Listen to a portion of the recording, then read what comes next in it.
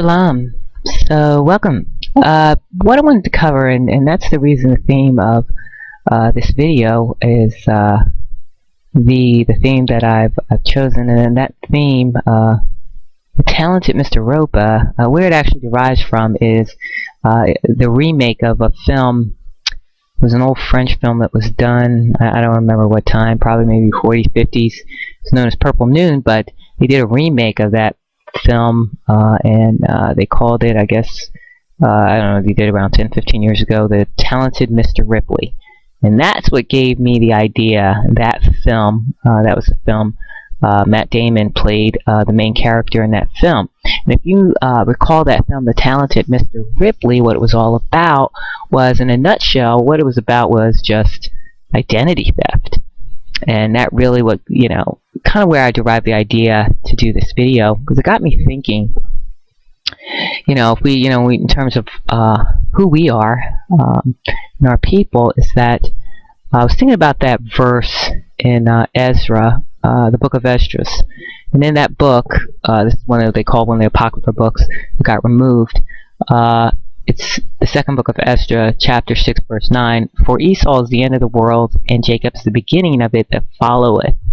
And I just, it got me thinking, if Jacob is, if Esau is the end of the world, and Jacob is the beginning of it, then there has to be something that correlates to, or relates at least to the name of Jacob's, his children, that would indicate that very word, beginning.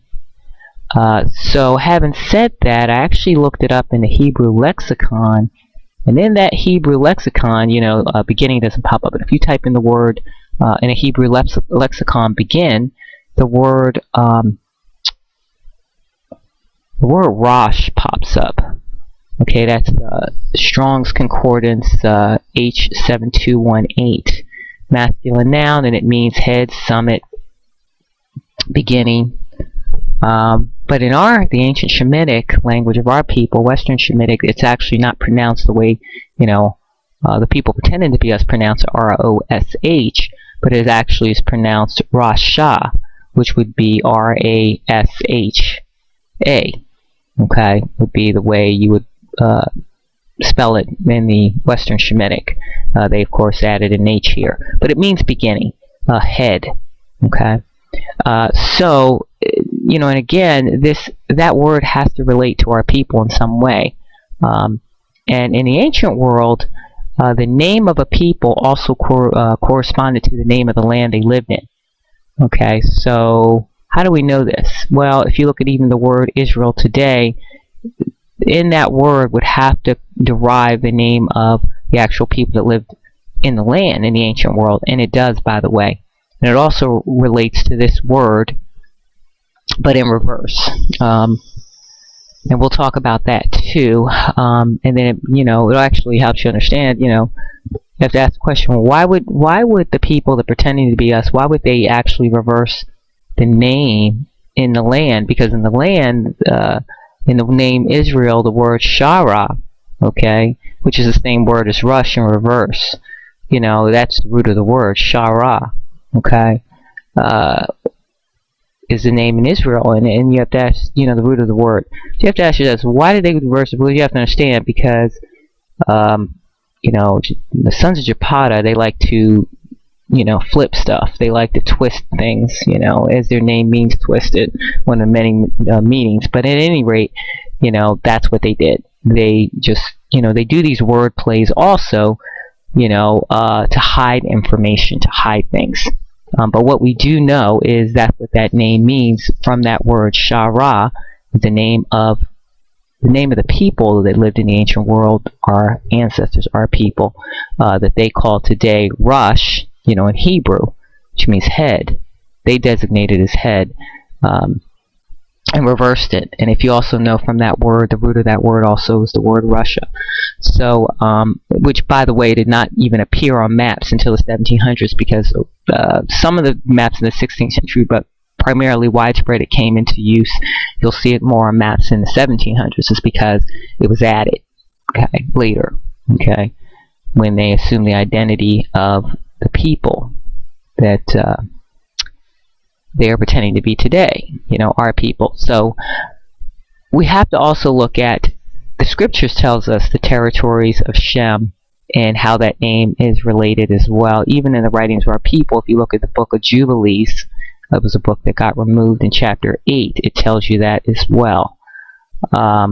So give me a second here.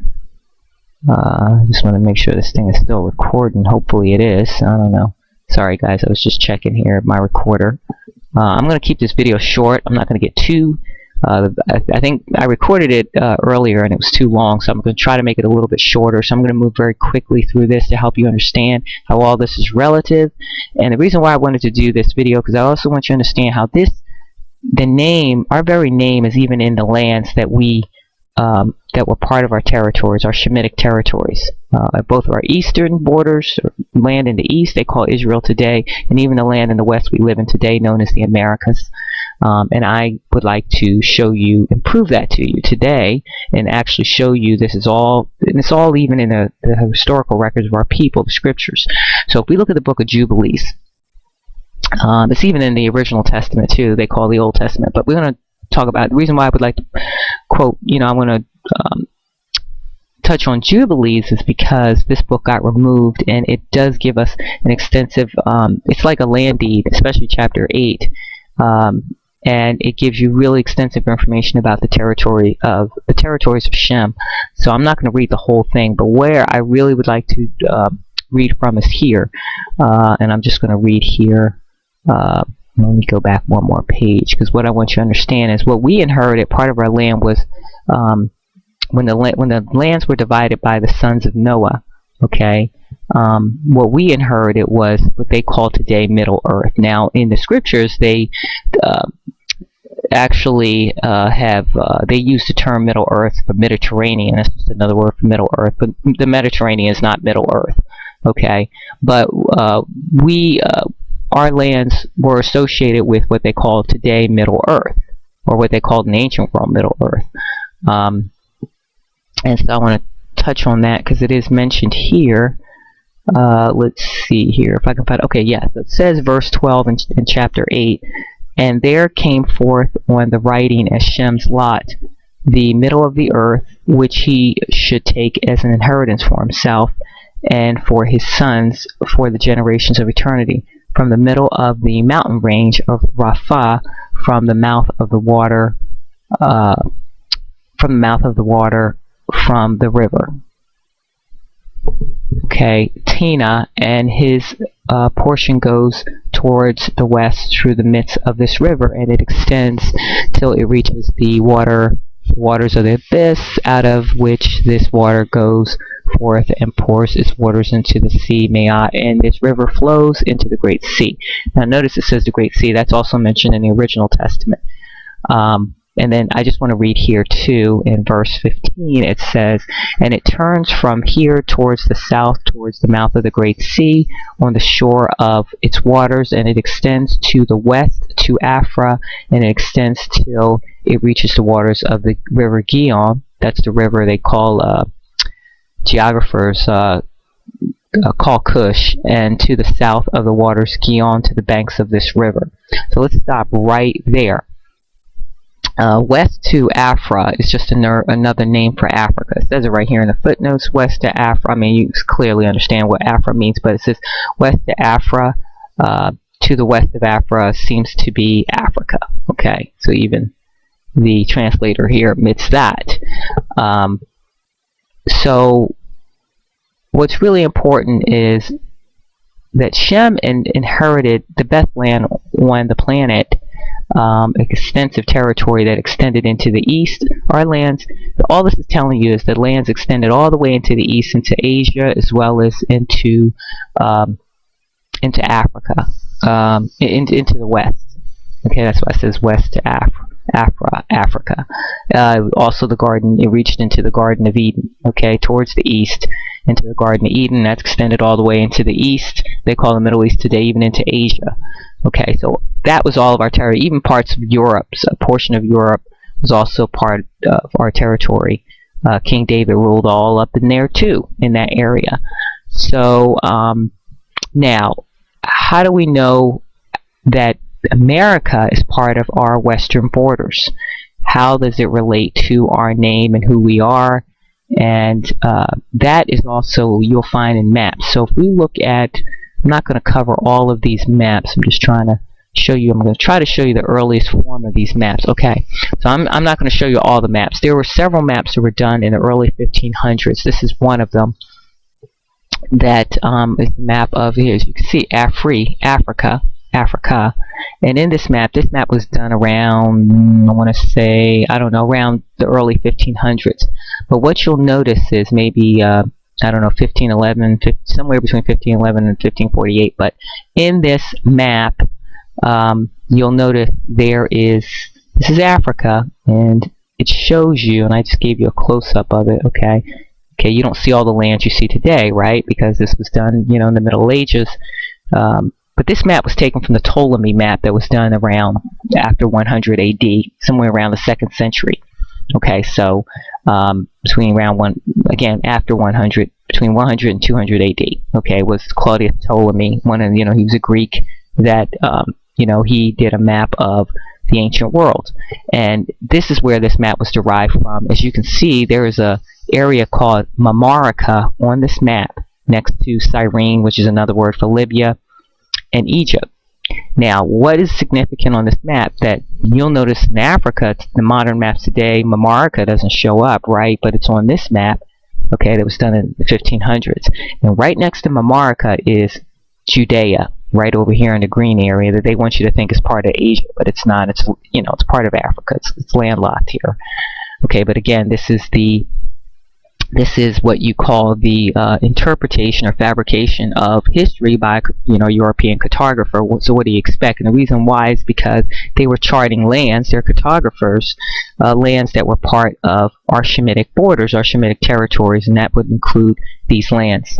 Now, Mamarica is interesting because from that root of the word Mamarica, you can see is the same word as America. Okay, notice over here there's a land called Mauritania. Okay, so that's interesting. Now, there's several of these maps that show Mamarica. There's actually even maps that show how Mamarica, sorry, I'm moving pretty quickly here, so you have to bear with me if I can find it. I just want to show you how the land got isolated here. And let me show you that really quick. See if I can find it. So if you look at how the land got isolated, they'll show you here. I mean, they isolated the maps and did maps just specifically around 1548. Oh, by the way, that map was 1550. I just showed you. But this map, 1548, and then the earlier map of Mamarica, the earliest map, it was again derived from the Ptolemy map. One of the earliest maps was 1507, done by this guy, Walter Mueller. I'm not going to show you that map, but it's here. And then there's an earlier map done by a guy named Sylvanus around 1511, shows Mauritania. And they were moving it around on their maps. Like on this map, Mauritania's over here. I'm not going to really blow it up. I'll just show you real quick. As you can see, this is Africa. This is Mauritania, sorry, not Mauritania. Mamarica is over here next to Egypt. And then if you notice on this map, it gets moved over here. Okay, there's another version he did of the map around the same time frame. So they were moving around here. You can see it's more vast. So you got to ask yourself a question. Why, if this is part of what they, say Libya, then why would it be, why would they do maps that are just dedicated to that area? Here's a map that was done around 1548 by a guy named Gastaldi. And on this map, you can see it's isolated. It's called Nouveau Mamarica, as a new Mamarica. Well, the reason why is it's just another word for America. Okay, now they would like you to believe that Mamarica was discovered by a guy named, or America, that the land we call the Americas today was named after an Italian guy by the name of Vespucci, around explorer in the early 1500s. But the reason why that doesn't make any sense, and that's false, you know that they're lying about it, is because it's a lie. It's because these maps derive from the Ptolemy map, and the Ptolemy map was done around 100, you know, after 100, early 100 AD, in the early 100s. So the second century. So this is one of the earliest maps by Martin, a German by the name of Martin Waldseemüller, around 1507, and it says right here, a map of the entire world according to the traditional method of Ptolemy. And that, again, because it was taken from that Ptolemy map during the 2nd century. And on this map, I'm not going to show you, but in this map shows Mamarica, okay, and it's over here. All right, you know, it's part of here, the world map now that they are showing in Africa, and that was taken because it was taken from a map that was done, you know, by Ptolemy. Now, so before we go further into understanding the area of Mamarica on that map, I want to go back to this verse in the book of Esdras, for Esau is the end of the world, and Jacob's the beginning of it that followeth. So again, if Jacob is the beginning, then the name, the name term beginning would be associated with the name of Jacob's children. So in order to understand that, and let's go back before I get into that. Let's go back into the lexicon again. If you type in beginning into the Hebrew lexicon, you get Rosh, which is the Hebrew word for head. It's spelled here R-O-S-H, but they have variations of the word. Now the word, again, as I had mentioned earlier, in our, Shemitic would be, the correct spelling would be Rosh, R-A-S-H-A. Okay, but it means beginning, head. Now, that would relate, it would have to relate to our people in some way. So, if you go on, I looked up in the etymology dictionary the word Rosh for head. Here's what I got. Now, I didn't enter in all of, I didn't enter in the word Rosh, I just entered R-A-S, because it's the same spelling in Shemitic. So, if you look at that word R-A-S, you get it, that word R-A-S, it looks like it originates here from, it says Ethiopian title, okay, from the Amharic language of, Ethiopia. It's their language. It means chief. Ras means chief, head, and also in Arabic, Ras, R-A''S. And, Arabic is a Shemitic language. So also from the root of that word originates the word, from the word Rastafarian. You'll find that root, the root of that word as well. We're not going to get into, Rastafarian, what that's all about. But it is interesting. Now, Rastafarian, of course, we already know is a false religion. There's a lot of, just some, confusion among our people. But, Haile Selassie was just a man, okay? But at any rate, that is where that term originates from. Also, that was from Marcus Garvey, his teachings, regarding, Ethiopia. So, but that's where that word originates, the root of that word is from as well. Also, you'll find from that word, the root in that word is in race, okay? We already know what that word means. Rise, okay? Now, here's what's interesting. If we scroll down, we also find that that word is in a word by the name of Rostus. And in that word Rostus, okay, this word, I'm just going to bring it up a little bit further here. It says Rostus, masculine proper name, short for Erastus, as a Erastus, as a stereotypical name of an American slave or derogatory for a black man. 1881, probably from use in stories of Joel Chandler Harris. So in this term, the word Ross or Rostus was used, of course, in a derogatory way, but it was used to associate with an American slave or a black man, or for black man. Okay, from this obviously racist person who decided to use the word in a derogatory sense. But what's interesting about this point is that he used the word Ross. Now, he associated it with an American slave. Now, why would he associate that word Ross with an American slave? Now, naturally, they'd like to twist things, and they take anything positive about our people.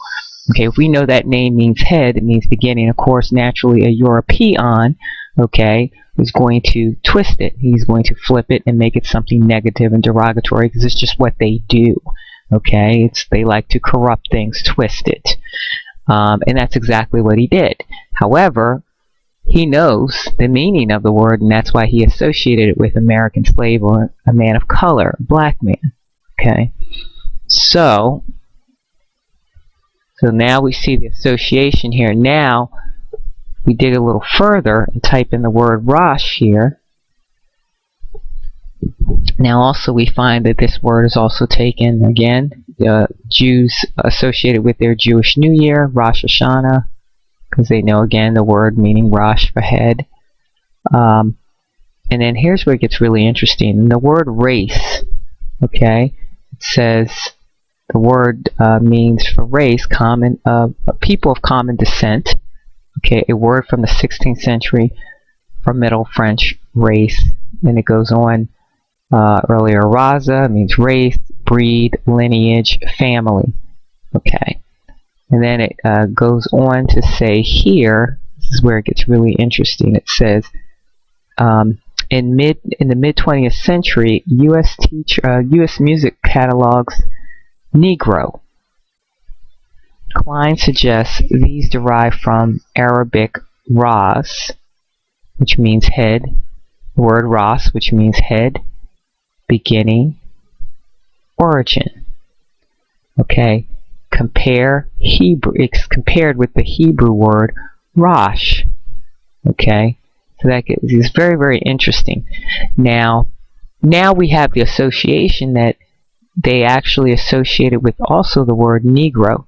Okay, a term that they also used to misclassify our people. But we know that they know that word is connected to us, okay? And that's why they associate it with Negro. And here it is in the etymology, okay? And that's how we know, all right? And they say, here it is, compare Hebrew Rosh. So that helps you understand. So what they have done is they have not only, when you're going to steal a people's identity, you have to, what? You're going to take their name, you're going to take their language, you're going to take their culture, you're going to take their heritage, their land, and that's exactly what has been done. Okay, and even in the name, because the name, that name, they would like to associate themselves with, and that's why the term, Rosh, they use for their land, the modern term for Russia, the root of that word,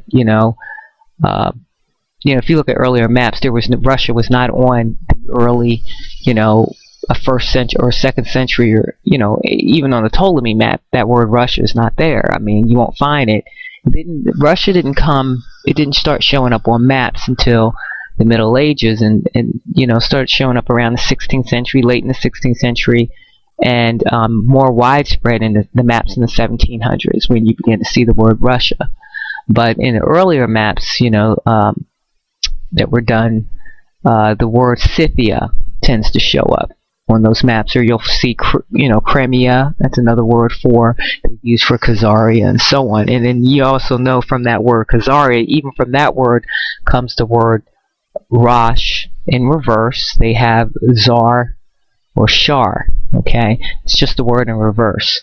But that's where that word, that's where they derive the word from, is from the root of that word, that they use to describe the land. That's where they actually migrated to, that became part of their land, Russia, today, or technically originated from. That's where the word comes from. It derives from our land. Or not our land, our name, Shar, as in Shara, but they of course flipped it and called it, and changed the name for Russia to Russia. And the reason why they did that is so you wouldn't associate that name Russia with the land of Israel, because Israel, the root of that word is Shara. Okay, S, if you look at the word, the two consonants is SR in Israel, and that word in reverse is Rosh. This same word, head, they just flipped it, okay, to Rosh, alright, in the Hebrew, Ras. So that is the name of our lands, because you remember, in the ancient world, the land of a land of a people is also usually the same name associated with the name of the people, and that's where that word comes from. And if you look even further down here, you'll also see that word beginning, for beginning or begin is Shara. They have it right here in the context of Shara. They have the word means, again, begin, and here, free, freedom. How ironic, right? Because again, his name is really associated with, our people, the original branch. And even that word Shara, same word, SH. There was no S, but a Sha sound. Shara, it's the same word in reverse. And that is the root that you will find in our lands. That word is associated, that's why it is found in the word Israel as well. And it's found in the names of our lands, and that's how you know what our lands are. So that takes us back to this word, or rather, before we even talk about Mamarika, here's what I also want to discuss really quickly, is if we go back to the book, even in the book of Jubilees, I suspect they changed it and hid it in here, but in that word, like if you look at this verse, it says here, from the east, the whole land of Eden, this is what the territory, the sons of Shem inherited, and of the whole east it turns to the east and proceeds till it reaches the east of the mountain Ropa. I suspect that word got changed from, originally it was probably Rasha, and they changed it, or Shara, whatever, but they changed it to Rafa, because this is what they do. They like to change, use variations of the same word to hide things. That's why I suspect that maybe that word there, the same word.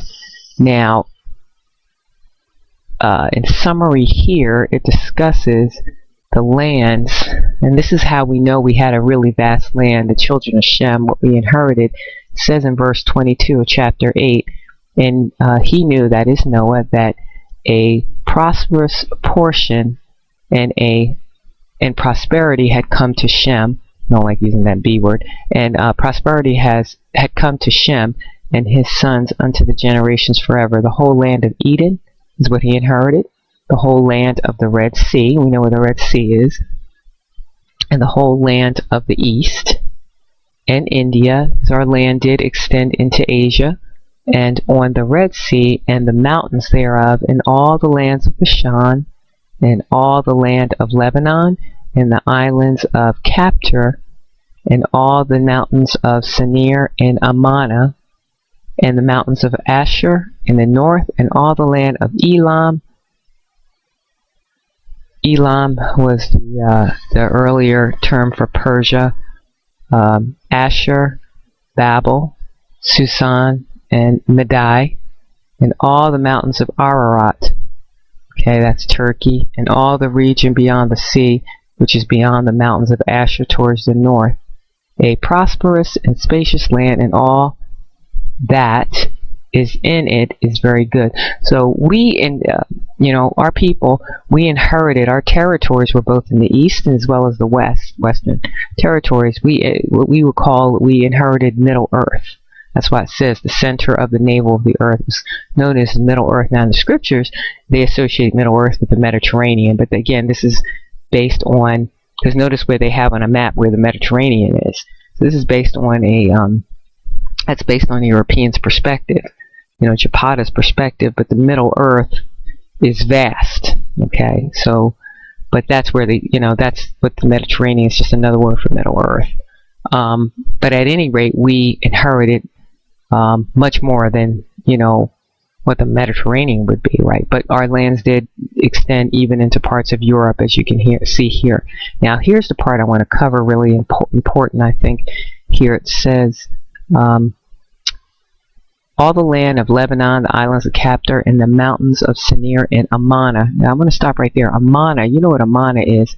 See, they tried to hide what some of these words meant in the translation. So Ammana, in the modern translation, is known as Ammon, as in Ammonites. So if we look at the land of Ammon, okay, it's mentioned quite a few times in the scriptures, and they're also referred to the people known as the Ammonites. Now I want to read from this verse. This is in the book of, talks about the Ammonites in the land of Ammon in Jeremiah chapter 49 verse 1. So it says here, concerning the Ammonites, see, that's where that word comes from, because, it says, concerning the Ammonites, thus saith the Most High, has Israel no sons, hath he no heir. Okay, so, and it says, why then doth their king inherit Gad, and his people dwell in his cities? So in other words, the Ammonites were dwelling in our territory. Now in here, I'm going to talk about this verse. I think it's really important. It talks about, uses this term heir, and for the word heir in this particular verse, now you have to understand what we're reading. Like I said, in order to understand what we're reading, we have to understand the ancient Shemitic, what our language, Western Shemitic. We need to understand our language, because what is written, you'll notice in these English translations, is not really what it actually said in the original language of our people. So, for example, I'll give you an example. So it says, hath he no heir. So the word heir is Strong's 34, H3423. It means Yarash. Okay. Now, notice in this word, Yarash, is the same. The root of that word, Yarash, is what? Rosh. Okay? The name of our people. But of course, in this word, they have it in reverse. Rosh. Okay? So it means head. Alright? So again, in Israel, it would be Shara. Okay? The root of the word Israel, Shara. Okay? Shara. S-R. Remember, we have a consonantal language. So, but here, Rosh, it means head. It's in this word for heir. So what does that word mean? Well, it has a lot of different meanings here, but they're saying the word means possess, possession. Okay, but it also means other things too. Alright, now here, if we read a little bit more about what that word means, now listen what it means. It says also here, to seize, dispossess, take possession of, inherit. Understand? Disinherit. All these things. To devour. How is it going to say possession and then devour at the same time? Well, let's find out. Let's read a little bit further, see? A lot of times what they tell you something means isn't what it means. Let's click here and get a better understanding of that word. So if we look at this word, the meaning of this word, Yarash, and again, the root of the word is Rosh, let's read it, what it says. Okay, so it says to take possession of, to occupy. Okay, this is where this and not to inherit. Okay, this and not to inherit is shown to be the primary signification of the derivatives. Okay, it says a net, so called the taking or catching. And then it says new wine from its affecting taking possession of the head. This is where they get this word head, and it says, okay, this root is kindred to other verbs of seizing. Okay, ending in, and that's rs. Okay, again, that same word, Rosh, it's just rs, and then they have it here, rz. Okay, okay, z is another word they use in place of the word ts, which is the same as saying s. They use to replace the word, the letter s Okay, so that's why they say that here. See, because what they did was they have done taken liberties for our language, and they made created in their translations variations of the same consonants, the same words. Now here's where it gets really, really interesting if we keep reading this. Okay, it says here is interesting. Perhaps Herodis is of the same stock, unless indeed it is from Capio, and then it says, okay, followed by an account of thing and used most commonly of the occupation of the Holy Land. So they associate that word with the occupation of the Holy Land. In other words, that word Rosh, which means head. And then it says, followed by account to take possession of anyone. Okay, to take possession of his goods, to expel, to drive him out from the possession, to succeed in his place. Understand how our people have gotten, they thought they could replace us. Okay, and here it is. And then it goes on to say, and I'm just giving you examples of it here. Here where it gets really interesting.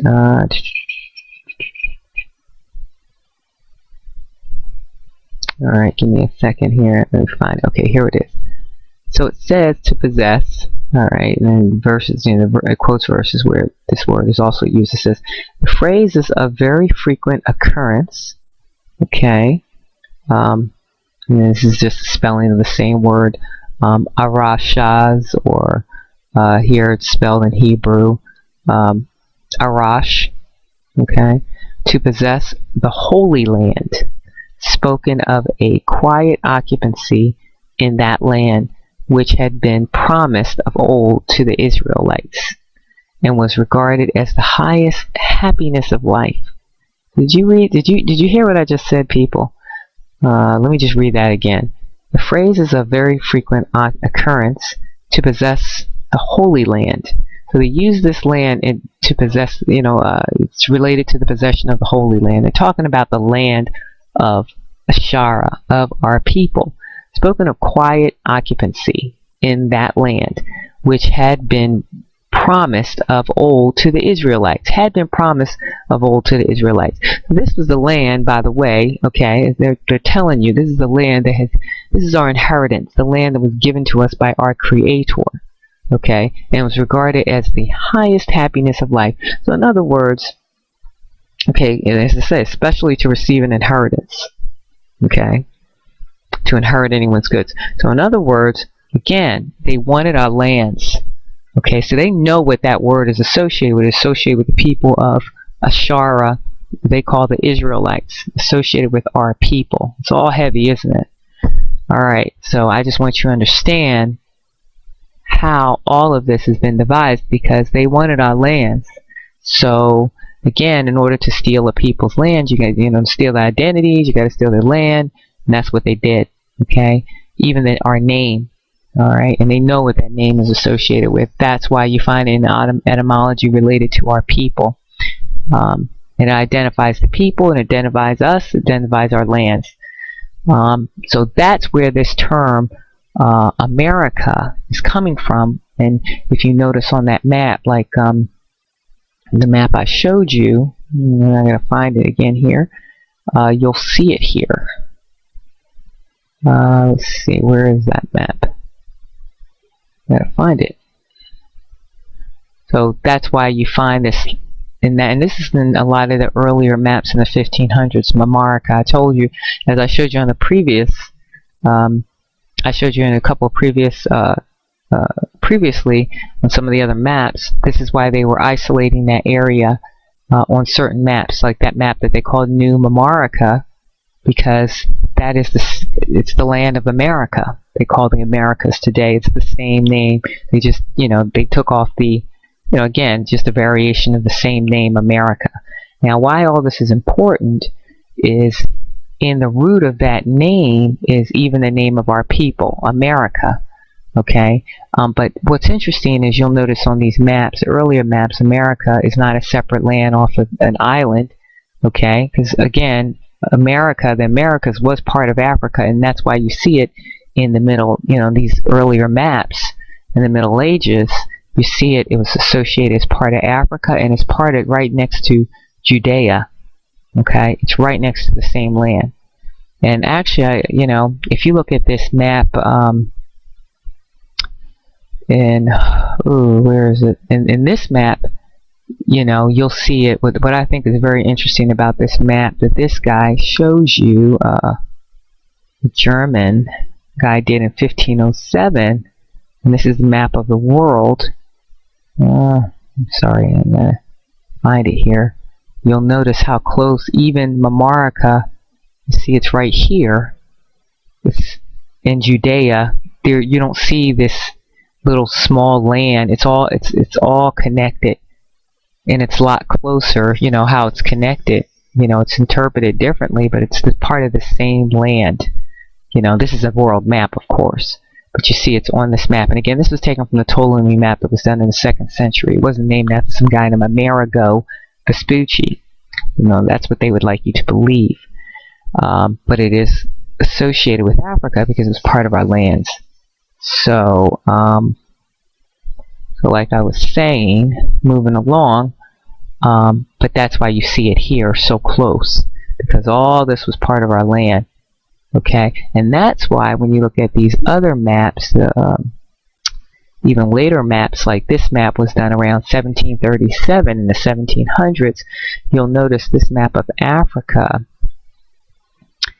That's why this section in the maps like around the 1600s and the 1700s, you'll notice it was called Negro Land on some of those maps. Like the map in 1747 that Eamon Bowen did, the map known as Negro Land. That's what that section was called. It's part of the land of Judah, our land. Okay, that's why you'll also notice on this map, now you don't see this map in 1737 because they kept changing as they were colonizing and invading all these lands that they wanted of our our lands.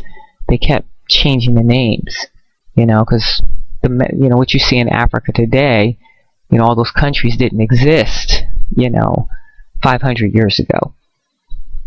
Okay, because they basically, when they were demarcating lands and dividing up the lands that they wanted, both our lands in the east as well as the west, where Africa is here, they just gave them their own designated names.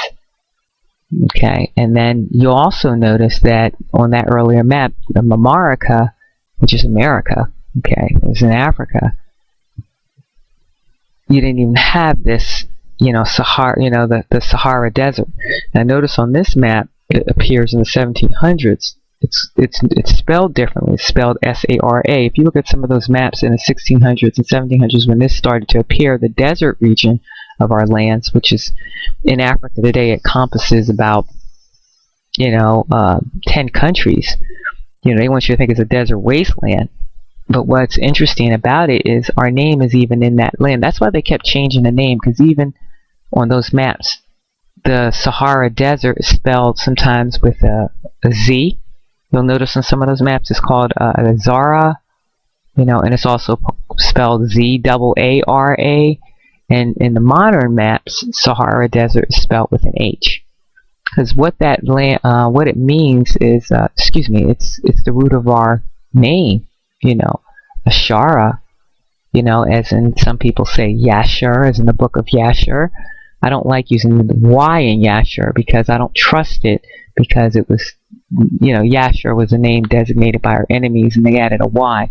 But in the ancient language, I think it was Ashara, because we use also consonants for vowels. So that's why it's shortened here. You don't see a Y. So I suspect that our name, the name of our people, just like you see it in the root of the word Israel, is just like our lands, is Ashara. I prefer to use, at least to the best of our understanding. And that's why you see in here the word means Shara. Okay, you see the word Shara, which is again same word, Rosh, in reverse. Okay, this is just helps you understand the designation of our territory. That's how we know these are our lands. and also in the name of America is the same name. Okay, and I'll show you that too. The proof of that. That's how we know it's part of our lands. First of all, by the Mamaraka. This was what it was called on their maps. They just kept changing, because you have to understand the maps that we look at of the world today is based on the invader's perspective. Okay, the people who essentially stole the lands, invaded these lands and took them for their own. The world that you see on a map today is based on the Europeans' perspective. The Europeans,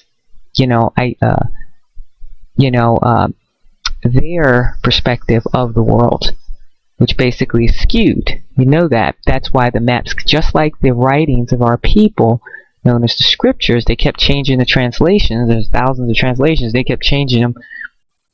We have all these different translations, especially in the modern translations. They just kept changing them to hide things, just like the maps. That's why the maps kept changing as they were colonizing the territories of our lands and stealing the lands. They were hiding things just so we could figure out that these lands were the lands of our people, the land of Ashara, the children of Israel, the Israelites, they call, the modern world, the original branch. Okay, the children of Ashara. Okay, so that's how you know. And as you can see, you remember on the 1500 map over here was Mauritania. Mauritania got moved down here somewhere on the new modern maps of Africa, and now up here over here is Fez and Morocco, and that's right by, if you cross the ocean, on their maps now you see America. Because Morocco is just a play on the word America. It's the same word. But America is, at one time was part of Africa. It was all connected. One landmass. Of course, it, over time got changed on maps. Okay? And the land got separated, okay, a long time ago, right? Due to all the, earthquakes and so far, shifting of, shifting the lands or separating the lands. But it was one part of the land, same land mass, and that's why you see it designated on these maps, because the Americas that they call today extended into Africa, known as Mamaraka. Okay, that's why you see it in antiquity on the maps, and now you don't see that word Mamaraka in Africa today. Okay, but they kept changing over time, became, Negro land and so on. And then on that map, that's why you see on map the map of Negro land down here, you'll see Judah. You also notice the desert of Set, you also notice, and even in some of the maps, you'll see even the land for Canaan, you'll say Cano, and they would change the name there too. Because Canaan wasn't all the way over here. They want you to believe it was this little patch of land you drive through 6 hours known as Israel. Canaan was this whole area because it was just the land of Ashara. Okay? And Canaan was just the name of the people, the sons of Cain, that were illegally occupying our lands. And that's why you'll notice these people that call themselves Moabites or Moors today that claim to be the children of, they're not our people, but the so-called Moors, and they say welcome to Morocco in their videos because they know the history of the land, and they know that America is Morocco because Morocco is the name Mamaraka, which is where the word Amaraka, the land of our people, is derived from in the Americas. And that's how we associate it. Now, how do we know America is associated with our land? Well, let's read really quickly. I'm just going to read, sorry, I gotta find it here. There is a book that was done, if I can find it, on Mamaraka. See, they got new Mamaraka here, but, on this map. Let me see if I can find it. Okay, so there was a book that was written around, I think this is in the 1800s, 1855. It's called A System of Ancient and Medieval Geography for the Use of Schools and Colleges by Charles Anton. I noticed they wrote this book deliberately, okay, to educate kids in school, or miseducate, should I say, deliberately. Okay, now it says Mamarica lay between Cyrenaica. Okay, that's the that would be, I guess, the ancient word for antiquity anyway, for Libya on the west and Egypt on the east, while to the south it extended a considerable distance so as to include the oasis of Ammon. Remember, in the Jubilees it said Ammana. It's the same word as Ammon. Okay, and that's where that land was part of the land. And it corresponds, therefore, to what is now the easternmost part of Barca. Barca is, I think, another word for Carthage. It's probably more antiquity, a name that was used for the land they call Carthage, which is another word for Carthage is really part of Phoenicia. Okay, the people Carthaginians were Phoenicians, and the northwesternmost portion of Egypt. Now it says, prior, however, to the Roman dominion and under the sway of the Ptolemies, okay, because remember Ptolemy, that's where that name also it originated from his map done in the 2nd century. Mamarica extended merely on the east as far as the Catabathmus Magnus, a long valley or descent running inland from the coast, and now the vale, that's valley, of Aqaba as Solomon. Okay, I'm going to talk about that in a minute. And hence the ancient geographers up to that time regarding Egypt as part of Asia. So at the time, they were trying to associate that land as part of Asia and extending its limits as far as the Catabathmus Magnus on the west made this last the boundary between Africa and Asia. Now, here's what's interesting. That this is the valley of Aqaba Solomon. Well, I'm going to tell you what that word means. Aqaba is just, that's Hebrew for it's the same word as Jacob. Okay, Aqaba, as in Akob. Okay, there's no Y there, they just dropped the Y, but it's, Akaba or Akob, Yaakov, same word. And then how do you know? Jacob, and then it says El Solomon. Okay, so that would be Solomon, okay, Shalom. Okay, now if you know Aqaba el Shalom, that all that word means is, okay, it says the valley of Aqaba Shalom. Shalom is another word for Jerusalem. I can prove that to you really quick. That's all that is. That they just, again, this has all been hidden. It's just a couchy word for saying Jerusalem. And how do you know this? Well, if we type in the word, let's just type in the word, well, I could just type in the Hebrew word for it, which would be SH, okay, the consonants SH and M, sorry, not SH and M, it would be SHL, sorry. Okay, so if we type in the consonants for Shalom, what we get is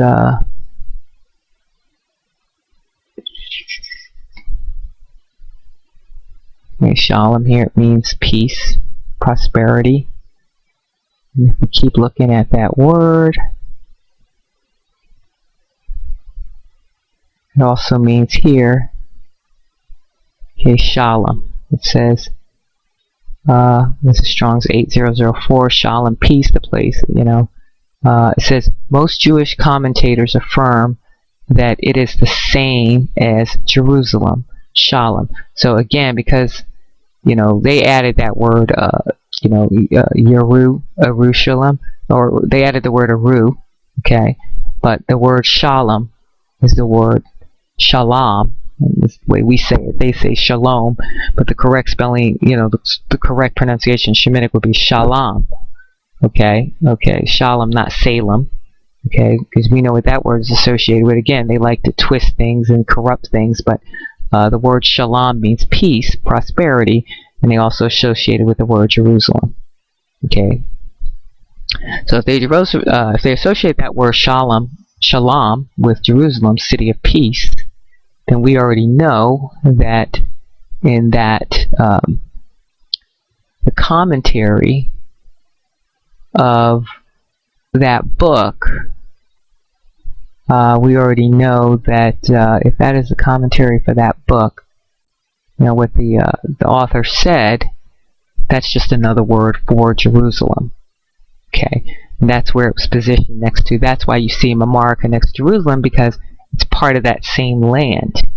Okay, that they wanted to hide. That's why they call it Aqaba El Solomon. Okay, so land of Jacob. That's all that means. The land of Jacob. Jacob, and you know, land. You know, peace. You know, Shalom, the city of Jacob. You know, so it was really our land. Shalom. So anyway, but that's how you know. And they want you to think that the land was insignificant. That's why it says under the Romans, however, a new arrangement was made. Yeah, a new arrangement. Mamarka being extended on the east as far as the Sinus Plynthenitis, or Arab's Gulf. It's all, you know, again, you know what's along the Arab's Gulf, right? Jerusalem, and the whole country being divided into two parts. Again, being divided, because they began to divide up our lands. Mamarka proper, reaching from Cyrenaica, which would be Libya, or the Catabathmus Magnus, in the nome of Libya. Okay, so we're going to stop there, and you know, okay, in which the Ptolemies had made a part of Egypt. Okay, so they were, again, when they were dividing up the lands, they were associating these lands, you know, with what they wanted to associate it with. You know, in terms of their territories, you know, that the Greeks and the Romans were, you know, dividing up when they invaded, they were starting to invade our lands. Okay, and then if you go further down, here's where it gets interesting. It says, Mamarka was for the most part a sandy waste containing no rivers but few cities. That's what they want you to think. It's just some sandy waste. But if it's such a sandy waste, why was there so much emphasis of it put on a map? Why did they actually dedicate maps to that area? Because that area is America, which is part of our territories, you know, our Shemitic western borders in the western hemisphere. That was part of our lands, okay, known as today the Americas. So if you look at even, that's what I said, and how you know, if you look at, you know, he said it's a sandy waste. Well, today, if you look at a modern map of Africa, it composes, you know, that area here that on those other maps in the 1500s was Mamarka. Now it's part of the Sahara Desert. They changed it all on these maps. You know, all these countries didn't exist over 500 years ago. They were added, you know, named by, you know, the people that, you know, invaded these lands. You know, Japata, you know, a white man essentially. You know, Europeans. So that's how we know. And then, you know, like I said, it's Shara.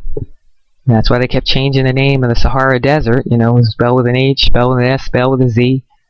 You'll notice on those maps in Africa in the Middle Ages, because today it encompasses this area, 10 so-called 10 countries, you know, in Africa. In Mamarka, that name is gone. It's no longer on this map. Now it's all the way over here in what they call the land of the Americas, because they changed it. Again, we're looking at the world from a European perspective, and how they constantly, just like they changed the translations in our writings, they were changing things on the maps that they were designated as territories that they were invading and colonizing, including the lands of our people. Okay, and that's how you know. All right. And notice now they got the Western Sahara over here. Now remember, on the maps in the 1500s, Mauritania, it was just Mauritania over here. Now you have a land called Morocco on the modern maps of Africa, and Atlas Mountains, which was another term for Atla, the city of Atlantis. You know, somewhere they believe was somewhere the Pillars of Hercules around here, the city of Atlantis. And this is where the Canaanites, you know, who the Moors today, who claim that they're indigenous to the land, yeah, they were here for thousands of years like our people, but they were here, the Canaanites, illegally. You know, the Moors today, or Moabites, they call themselves as well. And this is also a history of the, if you know, you've heard of the people, the Washita Moors. They talk about the mounds that they were building in Mississippi. Those mounds look some of those mounds look very much like, I think they call it Poverty Point. It looks very much like the city of Atlantis, they say, from a structure standpoint. Is because what happened probably, I suspect when Atlantis was destroyed, and it may have been somewhere over here, that's why you have the Atlas Mountains, and that they began to migrate further into our territories, our western borders, and in the Americas they were building, they tried to recreate their city of Atlantis, and that's why you have remnants of it in the ancient Americas, the ancient world, our ancient continent here. You'll see there's archaeological evidence of that too. Like in Poverty Point in Mississippi, the mounds that structured look very much like, from an aerial view, Atlantis. And that's why you have things that were named after it, like the city of Atlanta and so on. They call it Atla, the Canaanites. And the Moors talk about all this because they were illegally, on our lands, in the Americas. And it also mentions in the scriptures we were supposed to drive them off our lands, and we did not. That's why, our people are in this mess because we did not drive the people off the lands that we were supposed to. But now back to the Americas. Now, how do you know? Just want to show you in the name of America, you will see that it even identifies our name in the land of America. Because remember, they just did variations of our name even in our land, So for example, America, R-I-C-A, if you look at the root of that word, or the suffix of the word rather, in the end, R-C are the consonants. Well, in the ancient Shemitic, our language, C also, in Hebrew, is used for an S, They also use it to spell words pronounced with an S. An S in the ancient Shemitic, we used originally SH. So if you look at it in the Shemitic, this word Amaraka, or they say today America, is Rasha. Okay, with RC or RS, Raka. And that's where the word Rosh derives from, the root, It's even in the word America, RC, which in the Shemitic can also be pronounced as RS or RSH for Rosh. And in reverse, that's Shara.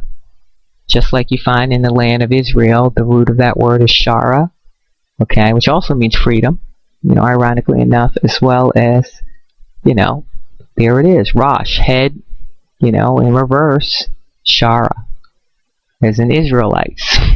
So it's even in the land of America, you'll find the root, and there it is. So I know that's a lot of information, but yes, you are in your own borders, you're in your own land. You're not, just because,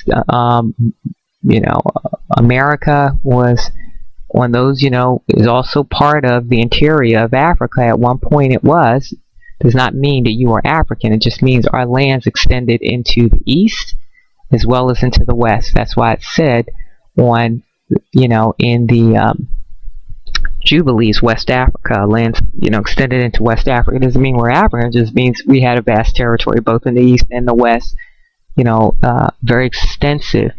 Our lands are very extensive that our enemies have invaded and literally have stolen from us. So that is it. That's all for now. I hope this was very enlightening for you, in terms of the information, because it is very important to understand that yes, we are the Most High's people, and from our lands, because it's in our name, Shara, okay, the head. Okay, we are His people, and yes, this is a time of restoration, and this is why the understanding is coming back to our people, because again, everything, that is being revealed, the Most High is bringing us all out in the open, and He's revealing to His people. So, once again, thank you so much for tuning in. Until next time, Shalom.